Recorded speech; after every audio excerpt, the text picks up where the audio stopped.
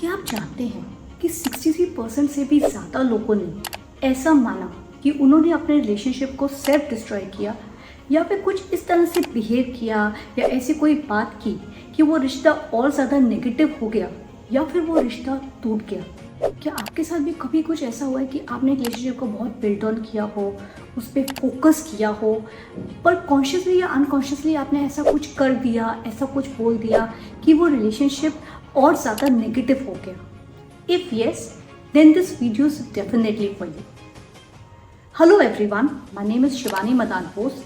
मैं एक certified posh trainer, एक टीआई कंसल्टेंट और एक मेंटल वेलनेस एक्सपर्ट हूँ। आज के इस वीडियो में हम डिटेल में जानेंगे कि सेल्फ डिस्ट्रक्टिव बिहेवियर या सेल्फ सैबोटेजिंग बिहेवियर क्या होता है और हमें किन चीज़ों को ध्यान रखना चाहिए।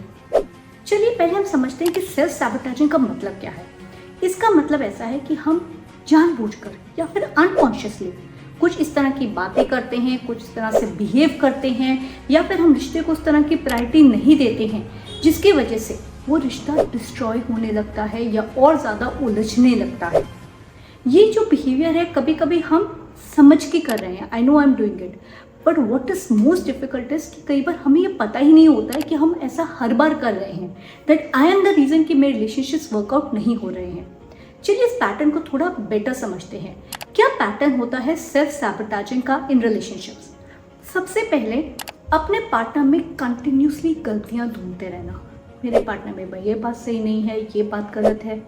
अपने रिलेशनशिप को कॉन्स्टेंटली दूसरों के रिलेशनशिप से कंपेयर कर रहना। ये कपल तो बहुत खुश दिखता है, ये तो बहुत अच्छे से डांस करते हैं, तुम तो मुझे टाइम ही नहीं देते हो। या फिर ऐसा होना कि आप उस पर्सन को स्पेस ही ना दें। ऐसा भी हो सकता है कि आप बहुत जेलस हो जाएं, उसको लेके बहुत पॉजिटिव हो जाएं। और at the extreme and it can also happen कि आप उस रिलेशनशिप को या उस पार्टनर को वैल्यू ही नहीं कर रहे हैं। आप इमोशनल अवॉइडेंट बिहेवियर फॉलो कर रहे हैं where you don't want to get attach to the person. आप उसके साथ इमोशनली कमिट नहीं होना चाहते हैं। और it can be a stage जहाँ पर आप अपने इश्यूज़ के बारे में बात नहीं करना चाहते हैं, इनको रिजॉल्व नहीं करना चाहते हैं। A typical example of this would be the movie of Alia Bhatt, dear Zindagi. इस मूवी में अगर आप देखेंगे तो आलिया भट्ट का जो बिहेवियर है वो इस तरह से होता है कि वो रिलेशनशिप्स में ज़्यादा इमोशनली इन्वॉल्व नहीं होना चाहती है। वो डर जाती है बिकॉज इन हर चाइल्डहुड, इन हर पास उसके पेरेंट्स ने उसको छोड़ दिया था, उसको छोड़कर अब्रॉड चले गए थे। तो वो फियर ऑफ अबैंडनमेंट, ये फियर कि मुझे कोई छोड़ देगा, उसके आज के रिलेशनशिप को भी इम्पैक्ट कर रहा है। So these are some of the patterns of self-sabotaging relationships. चलिए अब थोड़ा डिटेल में समझते हैं कि हम ऐसा बिहेव क्यों करते हैं। So most of the reasons that this would happen is because वो जो person है they have undergone some kind of trauma in their past. It can be from their parents, from their partner or from people all around. शुरुआत करते हैं parents से। कोई बच्चा ऐसा है कि उसने बचपन में ही undergone physical harassment by his parents. उसके फादर शराब पीकर उसे मारते पीटते थे या उसकी माँ को मारते पीटते थे उसके सामने, और someone has undergone sexual harassment. Such kids grow up but they have a very high fear of getting physically और इमोशनली इंटीमेट विद समवन। या फिर कभी ऐसा हो सकता है कि किसी के पेरेंट्स उसको छोड़ के चले गए। कुछ घरों में ऐसा होता है कि माँ बच्चे को छोड़ के चले गई या फादर छोड़ के चले गए या कोई सेपरेशन हुआ। तो बच्चों में कांस्टेंट फियर होता है ऑफ अबैंडनमेंट कि उनको छोड़ दिया जाएगा, जिसकी वजह से वो अपने करंट रिलेशनशिप्स में भी खुद से उस बंदे को छोड़ देते हैं बिफोर द फैक्ट वो पर्सन उन्हें छोड़े, क्योंकि उनके मन में कंटिन्यूस फियर है कि मुझे ये छोड़ देगा। Then we come to partners. ऐसा हो सकता है कि कोई रिलेशनशिप रहा हो उनका पास्ट में, या उनकी शादी हो गई हो, उनका हस्बैंड ऐसा हो जो उनको और उसने उसको धोखा दिया हो, उसके मल्टीपल अफेयर्स रहे हों। Now this current person would feel very scared कि क्या मुझे नए रिश्ते में जाना चाहिए, क्या मुझे किसी पर्सन को ट्रस्ट करना चाहिए, या मैं इसको ट्रस्ट ही नहीं करता हूँ बिकॉज अगर मैं इसको ट्रस्ट करूँगा तो ये भी मुझे धोखा दे सकता है। It can also be a scenario जहाँ पे जो उसका प्रीवियस पार्टनर या पार्टनर्स थे उन्होंने उसके लिए टॉक्सिक एनवायरनमेंट बना दिया हो, उसको लेके बहुत पॉजेसिव हों, उसको उसके रिश्तेदारों फ्रेंड से दूर कर दिया हो, हमेशा उसकी बुराई करते हों, उसका मजाक उड़ाते हों, जिसकी वजह से उनकी सेल्फ एस्टीम पे इम्पैक्ट हो चुका है, मेंटल वेलनेस पे इम्पैक्ट हो चुका है। इसकी वजह से वो करंट रिलेशंस में सही से फोकस नहीं कर पा रहे हैं। And last but not the least, the trauma that we get from the society. ऐसे बच्चे जिनको स्कूल में बुलिंग मिलती है, या ऐसे लोग जो सोसाइटी में जाते हैं पर लोग उनका मजाक उड़ा देते हैं, अरे इसको तो इंग्लिश नहीं बोलने आती है, देखो कैसे कपड़े पहन के आ गया है, एंड सो मेनी थिंग्स, ये तो ढंग से पैसे भी नहीं कमाता, इससे कौन शादी करेगा। ये सब चीज़ें हमारे ऊपर एक स्कार क्रिएट करती हैं, जिसकी वजह से हम अपनी करंट रिलेशनशिप में वैसा फोकस नहीं कर पाते जैसा हम करना चाहते हैं। Another important reason is your own behavior as in the patterns you follow. I have seen this working as a counselor कि मेरे कुछ क्लाइंट्स आते हैं जिन्होंने ऐसे रिलेशनशिप्स किए जहाँ पे वो मल्टीपल पार्टनर्स के साथ है, उन्होंने एक लड़की को धोखा दिया, एक लड़के ने बहुत सारे लड़कों को धोखा दिया। अब जब वो एक रिश्ते में जाना चाहते हैं जहाँ पे वो सीरियस होना चाहते हैं, उन्हें ये डर रहता है कि मैंने तो इतने लोगों के साथ गलत किया, तो जिसके साथ मैं सीरियस होना जा रहा हूँ क्या वो मुझे धोखा तो नहीं दे देगी, because law of karma operates. So these are some of the reasons कि सेल्फ सैबोटेजिंग बिहेवियर्स होते हैं। अब इसको नेविगेट कैसे किया जा सकता है, कैसे हम आगे बढ़ सकते हैं towards a journey of a fulfilling relationship. Now let's try and identify कि इन चीज़ों को बेहतर कैसे बना सकते हैं। How can we embark on a journey for a fulfilling relationship. Point number 1, it is about understanding your patterns.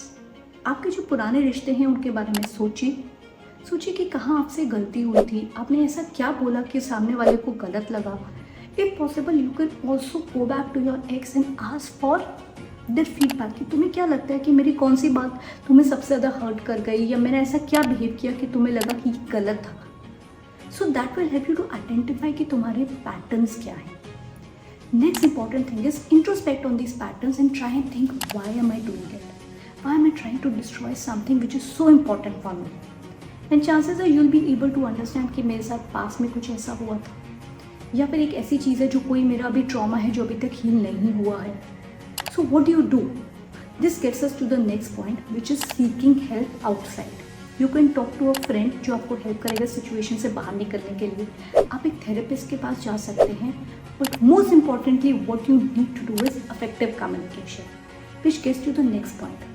Go ahead and tell your partner एक ऐसी चीज़ है जिससे मैं अभी अफेक्टेड हूँ, this is somewhere where I need my help, I want to invest in this relationship, but मैं डरी हुई हूँ बिकॉज ये मेरा पैटर्न रहा है, पास में बहुत कुछ ऐसा हुआ है जो मैं हील नहीं कर पा रही हूँ। So I want you to know कि ये रिश्ता मेरे लिए बहुत इंपॉर्टेंट है, पर शायद मेरा बिहेवियर या कम्युनिकेशन हमेशा इस बात के साथ सिंकअप नहीं होगा। So please bear with me and help me in this journey, which gets us to the next point where I would say prepare a journal. आप लिख के चलिए अपने करंट रिलेशनशिप के बारे में। यहाँ पर मैंने ऐसे बात की कि मैंने ऐसा किया। This would help you to overview and see कि क्या आप सही बात पर हैं, आपको क्या कुछ चीज़ों के ऊपर फोकस करने की ज़रूरत है, and you will be able to introspect and understand this better. Another technique that works beautifully is mindfulness. Practice meditation, which is practice sometimes being with yourself, being at peace. अगर आप piece में होते हैं, अगर आप शांत होते हैं, so that is the time that you would be a good happy individual, और वही happiness आप अपने relationships में भी लेके जाएंगे। Another thing that you need to do is practice the art of effective communication. हो सकता है आपको अपने पार्टनर की कोई बात अच्छी नहीं लग रही हो, कोई बात ऐसी हो जो आपको हर्ट कर रही है। Know practice telling the person about that, आप उसका फीडबैक दीजिए, बट इस तरीके से दीजिए कि वो पर्सन हर्ट फील ना करे। Which gets us to the next point which is about build on your self esteem and confidence.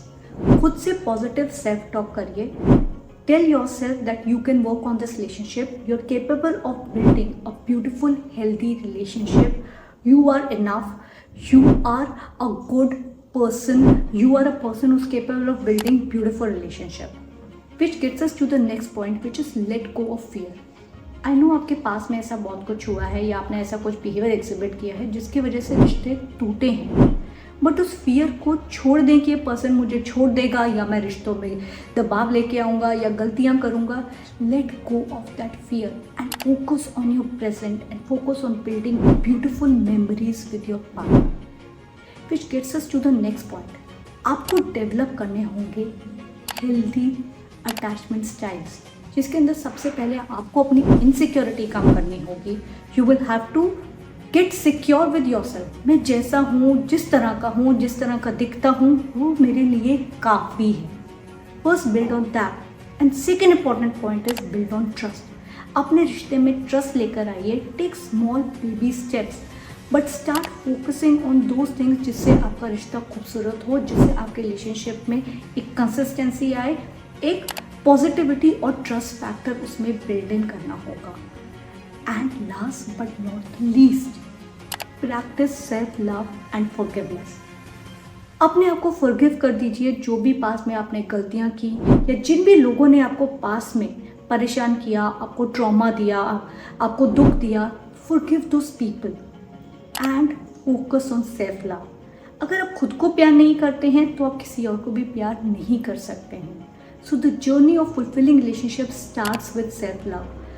Love yourself with whatever good and bad traits at your core, and then go ahead with all your heart to build a beautiful, sustainable and happy relationship. So I'm sure आपको ये inputs कुछ ना कुछ useful लगे होंगे towards building a happy relationship. अगर आपको ये इनपुट अच्छे लगे, please go ahead and share it with your friends, and do not forget to share your comments in the comment box below. Thank you.